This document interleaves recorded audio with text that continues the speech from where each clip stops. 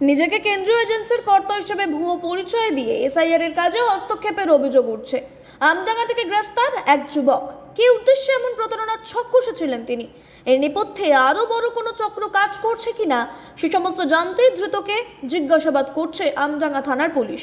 SIR এর কাজ হওয়ার মাঝে এ ধরনের ঘটনায় সতর্কতা বেড়েছে। প্রথমে নিজেকে কেন্দ্রীয় এজেন্সির কর্তা বলে পরিচয় দিয়ে বিডিওকে মেল, পরে সরাসরি দেখা করে এসআইআর এর কাজ করার কথা বলেছিলেন সামিউল শেখ নামে এক ব্যক্তি। তিনি জানান, যোগ্য ভোটার বাছাইয়ের কাজ করবেন, তাই ভোটারদের সমস্ত তথ্য নথি যাচাই করতে দেখতে চান।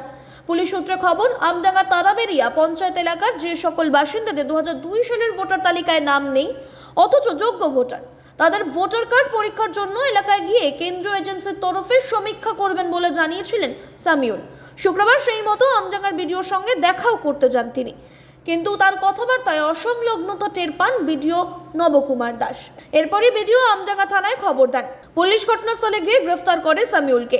জানা যায়, বরাবর নিজেকে কেন্দ্রীয় এজেন্সির কর্তা বলে ভুয়ো পরিচয় দিতে এসআইআর এর কাজে কারচুপি করার লক্ষ্য ছিল তার। কমিশনের আধিকারিকদের ভুয়ো সই, কমিশনের ভুয়ো লোগো সহ ভুয়ো লেটার হেড উদ্ধার হয়েছে সামিউলের কাছ থেকে। এসবের ভিত্তিতেই তাকে গ্রেফতার করে পুলিশ।